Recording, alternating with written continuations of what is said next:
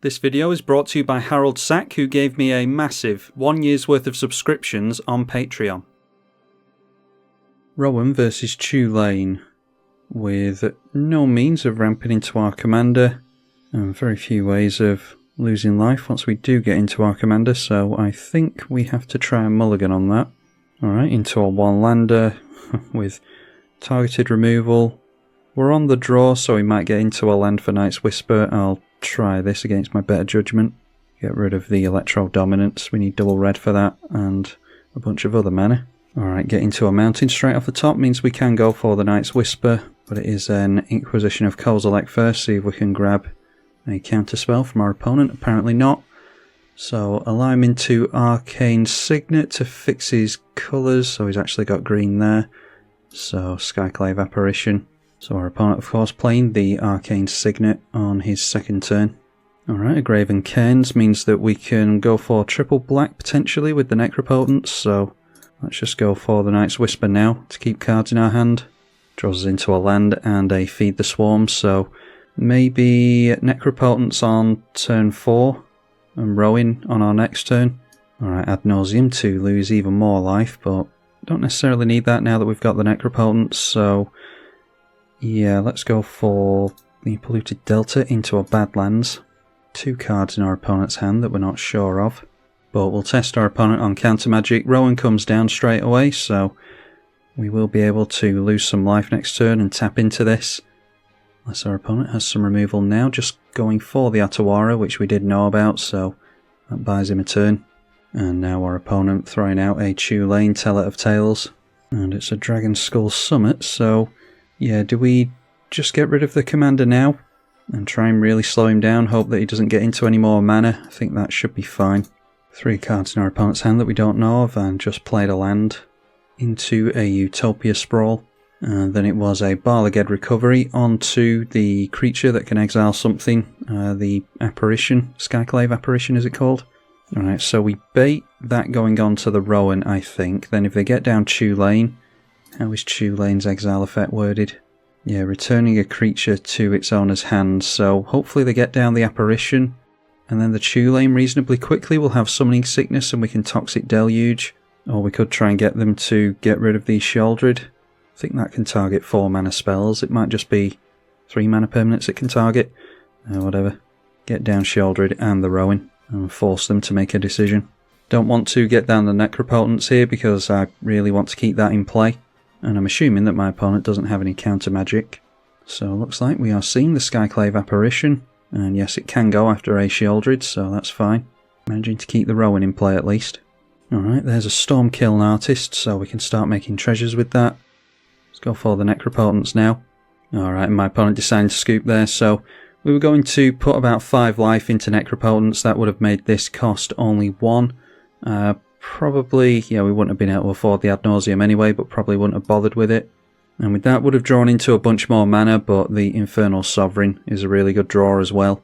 So would have been able to keep putting life into the Necropotence, then tapping down the Rowan would have made it much cheaper, and eventually we would have got something going. The land and the Jeweled Lotus next turn off the Demon would have got us into another land and Electro Dominance. So yeah, eventually I'm sure we could have got something going, but we'll try and actually show it in a game. Playing against the Dragon this time, and once again a one-lander. Yeah, I'm not going to risk. Alright, into multiple lands there. Dark Confidant is a good 2-drop. Black Market Connections isn't terrible either, so we'll try this one and get rid of the Graven Cairns. Just a tap land for our opponent. We get into another means of life loss with a Grim Tutor. Play the Mountain into some card advantage with Dark Confidant. Be interesting to be able to play out a Storm King's Thunder into multiple Grim Tutors. A Farseek for the ramp player, 6 cards in hand still. And losing 4 life to that straight away with a Pirate's Pillage, but glad I didn't reveal that. So why don't we get the Summoning Sickness off the Rowan, and then if we're not losing enough life to the Dark Confidant, we can always get down the Black Market Connections. But hopefully we'll be able to get a 1 mana Pirate's Pillage off next turn. And it's a Rhystic Study for our opponent. Not sure if we're going to be paying into that, in all honesty. We want to be going as fast as possible. Revealing a couple of pieces of mana, so don't lose any life there. We can lose 2 to the Blood Crypt. And that means that the Pirate's Pillage would be 2 and a 1 mana Black Market Connection should be alright. So shock this down, then tap the commander, and we'll get down the Mana Crypt. I will pay into the Rhystic Study tax here. A single black mana for the Black Market Connections, and the Mana Crypt we just got down can pay for the tax again. And then how about a Pirate's Pillage, and I'll risk getting rid of the Blasphemous Act because it would be cool to see something with Storm King's Thunder. And again we'll pay for Rhystic Study. Draw 2 and make a couple of treasures gets us into Inquisition of Kozilek, so yeah, probably not going to get too many things off a dragon player with that, but we can maybe try that next turn, because we can lose some decent life from the Black Market Connections for sure. Maybe do something with this finally. Oh, Terror of the Peaks is a pretty scary one, so tutoring for some removal into that's probably going to be a good idea. See if we can lose any life from the Mana Crypt. We do not manage to get bolted. Dark Confident reveals a Fire Covenant is a means of losing more life. And then a Deflecting Swat during the draw phase. And now we go through to Black Market Connections. We've lost 3 life so far. Let's lose even more here. That is a further 6 life, so 9 in total. And that means it's going to be difficult to go for the Grim Tutor into the Storm King's Thunder. Play the Mountain because the Urborg will make it tap for black. So we'll have to go for the Grim Tutor now. And this is an additional cost to put the life into it, so we could just put 1 life into it and copy it a bunch of times to hurt the Terror of the Peaks. So that should be fine. Go for the Grim Tutor before anything else. Rhystic Study we will allow, because I haven't worked everything out yet, and we're going to go for a bunch of Inquisitions anyway. But let's just go for Exsanguinate here. And we can tap down the Rowan, making our stuff cost a hell of a lot less. Yeah, X is currently 12 on the Storm King's Thunder. So the fact that we didn't tap this down before the tutor did add to that, so that's another argument for not tapping that down before the tutor. So let's just put the triple red into this, and X can be 12. And we'll say no to the study again, risking our opponent having counter magic, but I think it should be alright against a Dragons player. And now we've got Exsanguinate where X is 12, and we're going to copy it 12 times, so we've definitely got our opponent here. Let's look at... Actually, it's going to take too long to put all the copies of Inquisition on the stacks, so we'll just go for the Exsanguinate here. So again, letting our opponent draw with the study, but Storm King's Thunder is on the stack, so we get X is 12, 12 times on the Exsanguinate, so minus 144 life from our opponent, and we obviously gain all the life as well. And our opponent scoops it up to that, so yeah, pretty commanding one there, thanks to the additional mana and managing to get into all the life loss. We'll try one more for this video, playing against Sithis this time, which is pretty rough in a Rakdos deck. And again, we are offered a 1-lander, into another 1-lander, into a 0-lander. Superb, so it goes from bad to worse for this game in particular, which was already going to be a rough one for us. Keep that, and we have to ditch 3 cards, Exquisite Blood, Duress, and yeah, I suppose it has to be Beseiju and hope for a black mana into the Signing Blood. A Curse of Silence from our opponent, no doubt going to name the commander, and it does. Need to actually get into the mana for our commander first. Alright, well, turns out it was a good play with Jeweled Lotus. That is going to switch on double black for the Spire of Industry at least, so just play out the Badlands for now. Sithis Harvest Sand on turn 2, into Phyrexian Reclamation to cheat some command attacks, get down the Jeweled Lotus, into Spire of Industry, and do we want to draw cards here or do we want to get down the Rowan? I think drawing cards is more important. We can risk losing the Jeweled Lotus. Alright, clearing a big card off the top in Profane Transfusion gets us into Urborg, fixes black mana on the Spire of Industry. A Wild Growth ramps with the Sithis, and then into a Flickering Ward. Likely gives protection from black, I would think. And yes, they do choose black. So 5 cards in our opponent's hand. And that's a Chaos Warp, one of the few means that we have of actually dealing with our opponent's commander. So get down the Urborg, and still need means of actually losing life. So yeah, maybe we do just go for our commander here. So play our commander for 5 mana, and the Curse of Silence will be sacrificed and draw our opponent another card. and then get down the Phyrexian Reclamation. Might be able to use that on our commander next turn, but if we see any removal, it will likely be exile based in not only Enchantress but in a white deck. Anyway, they flickered the aura back to the hand, and this time showing us another Enchantress in Satyr Enchanter, followed by a Darksteel Mutation onto the commander, so that will have to be the Chaos Warp, I think. A Mox for some additional mana, and Flickering Ward onto the Enchanter, staying at 6 cards in hand. And it's a Wooded Foothills for us for some more red mana. So I think we're fine to get down the Burgie here, try and set up to actually do something this game, although I'm not hopeful. Flickering Ward bouncing again, and then re-equipping to the Enchanter, and before drawing to the Enchanter, going for an Enlightened Tutor, and grabbing another Enchantress with the Enchantress's Presence this time. He will draw into, and getting that into play immediately. It is an enchantment, so it triggers the other 2 creatures, and now throwing out a land tax, so not seeing anything too incredible from our opponent. He is drawing a hell of a lot of cards, but isn't really doing too much of anything in particular. Alright, a Shatter Skull Smashing is a means of us losing 3 life. We can lose a 4th life to this once we actually manage to get an artifact into play again. But yeah, not doing too well this game, so let's go for swinging in with the Burgie. They do have protection from black on the Satyr still, but it's likely just Chaos Warp onto this at the end of our opponent's turn. Now an Earthcraft to set up some kind of combo, followed by a Miri's Guile, which is a poor man's Sylvan Library. So it seems as though our opponent's just playing a bunch of cantrip spells in order to try and get into a combo. There's Ossification, so maybe going on the Burgie with that. Wouldn't have thought he'd target Rowan. Yeah, goes after Burgie, followed by Mother of Runes. Untapping the land that is enchanted with the Wild Growth by tapping down Mother of Runes into Earthcraft. Generates a couple more mana. Carpet of Flowers only gains our opponent some more cards, it won't gain any mana. Then a Chrome Mox, throwing Stony Silence under there, followed by Elephant Grass. Don't plan on attacking with the Rowan, so that doesn't really matter.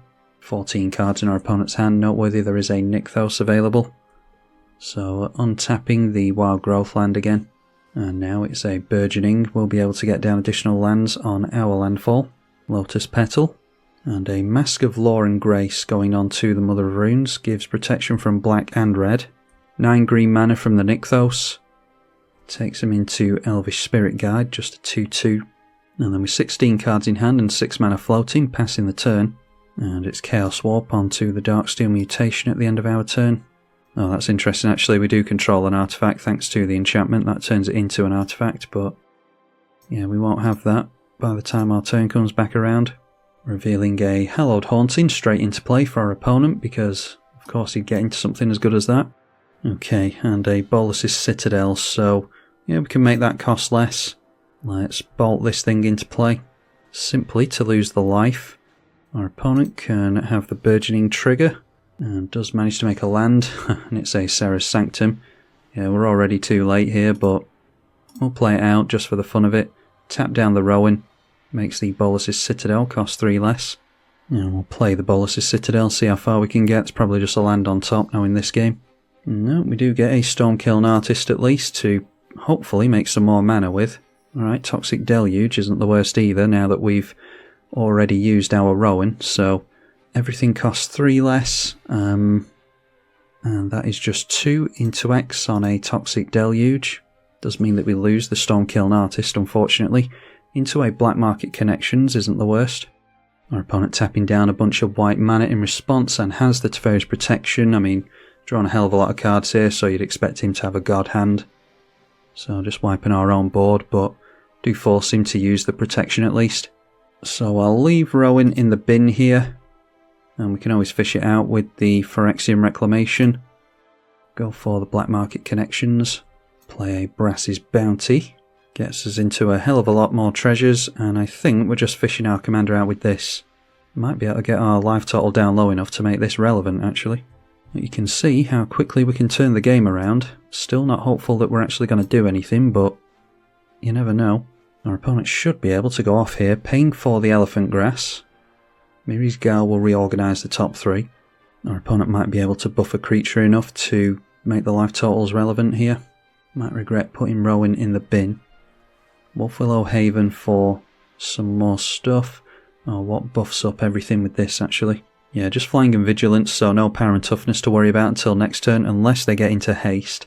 The spirits are going to be massive. Wolfwillow Haven gets our opponent into a Spirit Cleric, followed by a Meticulous Excavation. So our opponent wants a means of buffing his creatures, really, or at least giving haste to all this stuff. Open the Armory is a tutor, so should be able to do something here. But my aim this turn would be to go for Rowan, and yeah, probably won't be able to get haste on the Rowan, unfortunately. But if we could, it would be going into the Profane Transfusion and swapping life totals with my opponent. Our opponent tutored up a Utopia Sprawl, curiously, so obviously just trying to set up some kind of infinite mana with the, where is it, with the Earthcraft. Does have all 3 enchantments on 1 land at the moment. Now an Exploration, still drawing a hell of a lot, down to 37 cards in the library. And the Spirit Clerics are 5/5s with Flying and Vigilance, another tutor in Eladamri's Call, and tutoring up a Sanctum Weaver. Alright, there we go, Concordant Crossroads is the means of haste that our opponent needs. So yeah, having our opponent slam down the Hallowed Haunting off the Chaos Warp was absolutely relevant in the end. But I'm glad to see that we got to do a little bit of something. I'd be intrigued to see how much we could do with the extra turn next turn. Obviously we're not going to see here, but hopefully we'll be able to look at the cards we were going to draw. A Greater Auramancy for some means of Shroud. Then an Island Sanctuary. Be funny if we had a Darkness in hand. Suppose we could have just cast the Profane Transfusion. Suppose we could have just cast the Profane Transfusion on our previous turn, but I like to cast this and end up going for the win with it. All it would have been there was a means of us just delaying the inevitable, really. Our opponent does deserve to win this one. Hopefully the client will allow us to see the cards we were going to draw into. So down we go to the Spirits, down to -48. So drawing to Kaya's Ghost Form next turn, we could have played Mana Crypt off the top, played Defense Grid off the top, and then into Crackle with Power, which we couldn't have put anything into X with. Yeah, we would have played our treasures at that point. This would have just been 2. So yeah, given another turn, we could have done something there, but unfortunately it wasn't to be because we couldn't have got haste on the Rowan anyway. So yeah, closer than it might have been, but just had to mulligan down too far, unfortunately, and our opponent was in a really quick deck. But those were some interesting games. Hopefully you all enjoyed them, and I will see you all in the next one, I hope. Huge thank you to the patrons for their support as ever. I'm tribalkai. Thank you for watching.